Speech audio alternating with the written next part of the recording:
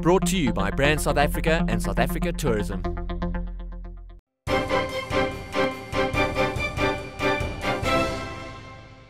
Welcome back. We're at the 5th BRICS Summit here in Durban, South Africa. And one of the big issues has been how to commercialize the BRICS group of nations to benefit the private sector and benefit businesses operating within this group of nations. One of the initiatives being launched here in Durban is the BRICS Business Council. And to find out more, we spoke to STAVROS NICHOLAOU, the head of strategic trade at ASPEN.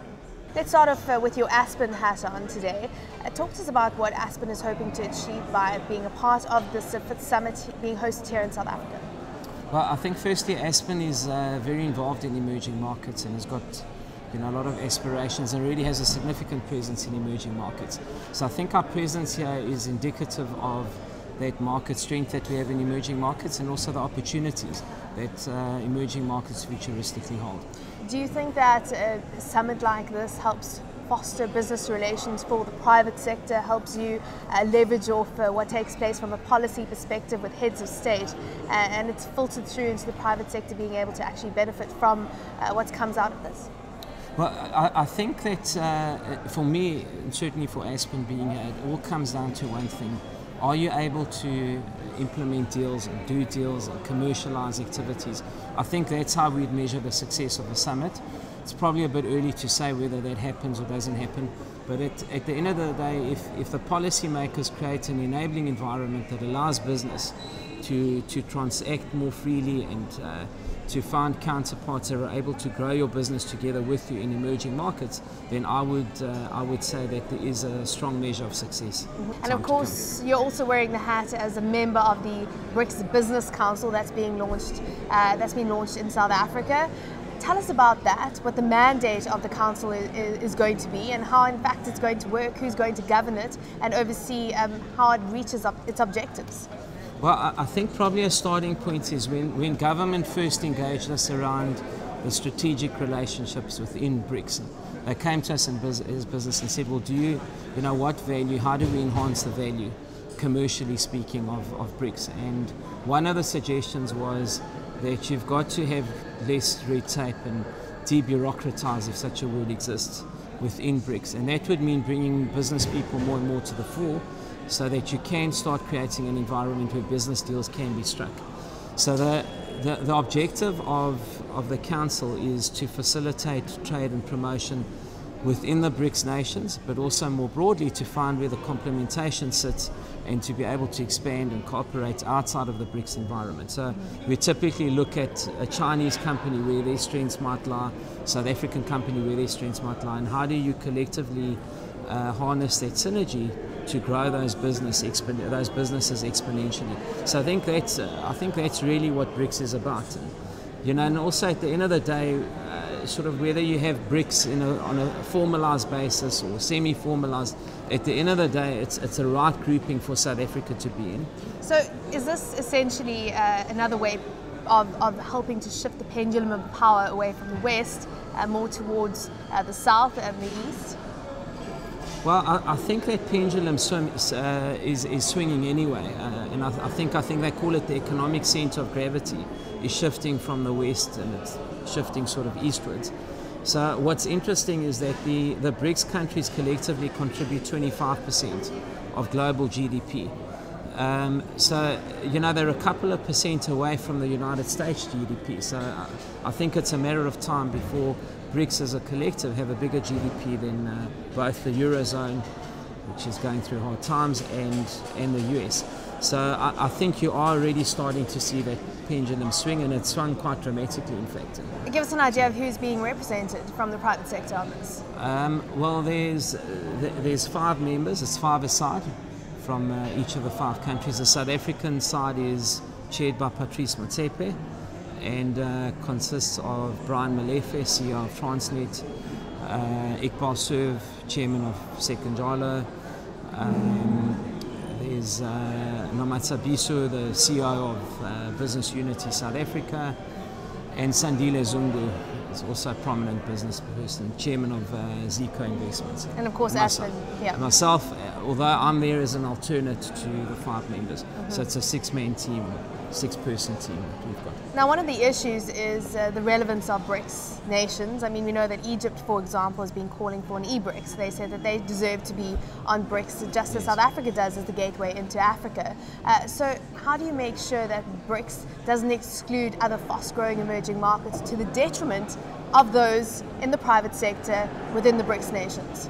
See, I think you've hit on a very critical point, because the idea of BRICS is not to confine trade to the 5 nations that constitute BRICS, but to see how you can collectively harness those 5 nations to expand into other emerging markets. So I think it's a matter of time. Personally speaking, I can't speak with sort of any other authority other than personally around this issue, but it won't surprise me if there are other emerging markets that join onto BRICS. There's a number of them. There's Turkey, Indonesia, Malaysia, Mexico, Nigeria. There's a number of others. But I think the key thing here is, how do you leverage these 5 countries who have geostrategic importance, have got unquestionably 25% of GDP. How do you leverage all of their collective strengths to build up other emerging markets and also to provide an entry point into other emerging markets? This year's summit offers companies across the BRICS territories the opportunity to engage with fellow business and government entities as part of their business and development rollout strategies. It also serves as a platform for finalizing and announcing new business deals. I'm here with Jason Bhatia, the Director for Business Development at the Action Group. They're making a 2 billion rand investment here at Durban. And of course, to find out more, Mr. Bhatia here to join me. Thank you so much for joining us here at the BRICS Summit. This, of course, is a 2 billion rand investment, as I was saying. You're putting it into a space that you're calling the Mega Industrial Integrated Township, or park, as it will be known, and it's going to be adjacent to the Durban trade port. So just explain to us exactly how this will work and what type of industries you're looking to attract. See, this practically is part of Durban Trade Port. What we have done is we have joined hands with Durban Trade Port, and we're going to come up with this Mega Industrial Integrated Park. As you would know, Durban Trade Port is managing this airport, and they've got agri zone, they've got trade zone, they've got a Durban city, and we are adding one more leg into the Durban thing, and we are adding this industrial park, and the intention is to attract manufacturing units, foreign manufacturing companies to come into it, invest into the park, and have their plants over there. This would be done over an area of 240 hectares, around 600 acres of land, next to the airport. Yes, I mean, it would take around 1.5 to 2 billion rands of investment. Now, if you look at South Africa as it stands right now, and you speak to manufacturers who are already operating here, they say that life has become a lot harder for them as manufacturers on many scales, and you're looking to attract new manufacturers. What are you going to be doing differently, and why would that be an attractive proposition for them?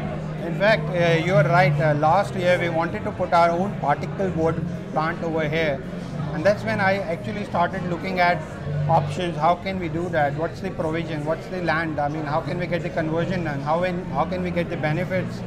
And we realized that there is no single clearance window, and there is no integrated park as such available with all the benefits with single clearance window system in it.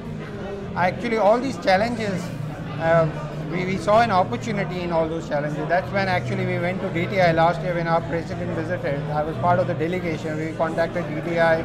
We went to the DTI minister. We actually gave them a letter of intent to the DTI team and said, look, this is the opportunity, this is what we want to bring, and we feel if we develop this kind of park, we can bring in a lot of foreign direct investment.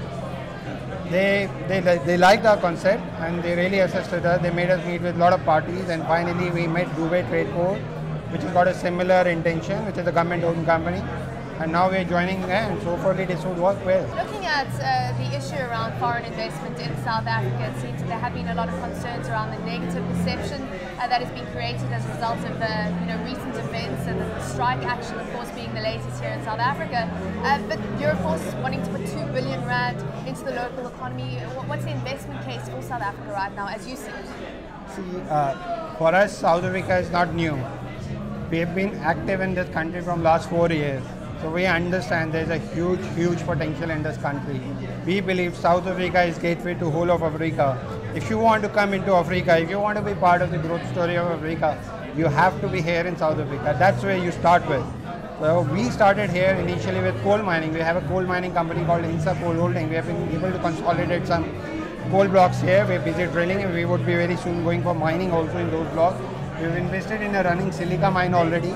We've also taken stake in a listed company also. So we're investing quite heavily into minerals.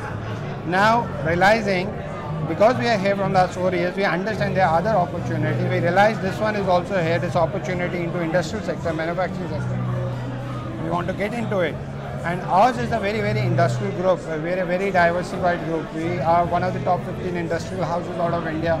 So we understand industry, we understand manufacturing setup, we understand their requirement. I think that is the value which we can bring onto the table. You certainly sound excited about the opportunities that Africa presents. Let's talk more specifically about BRICS. They're launching a BRICS Business Council. Do you think that will help foster relations between, for example, say South African and Indian companies? What needs to be done in order to create that environment where you can have partnerships being formed between BRICS companies? Well, I think this is a very good platform. BRICS, it's an initiative, as the guys were saying here in one of the speeches. 40% of the world population, around 35–40% of the world populations are in BRICS countries.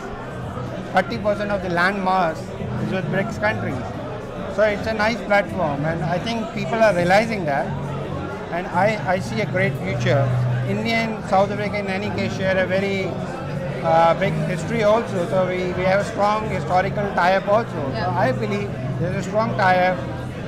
BRICS and other conferences, other events which are organized by government, I think it's going to further strengthen. That being said, of course, if you're looking at opportunities in Africa, you may be going head-to-head with, say, a Chinese company or a Brazilian conglomerate. Do you not see competition issues being creeping in, and then you need to have perhaps the rules of engagement for BRICS companies in Africa for process? It's a big market to play. I won't say it's a competition. It's not that type. There's a tremendous amount of opportunity. It's not a market for one player or one country. And it's not only that India has opportunity here. I would say South African companies also have opportunities back here in India. We have opportunities in China. China has opportunities in India. So a tremendous amount of opportunity. I think there's a lot of room for every player to make a mark. $30.8 trillion in combined GDP, 45% of the world's population and 30% of the world's land mass. That's what BRICS nations mean right now. And as they continue to grow, they'll continue to grow in economic power and economic prominence. Well, that's it from the Brand South Africa BRICS cocktail event. From myself, Samantha Loring, for CNBC Africa. Thanks for watching.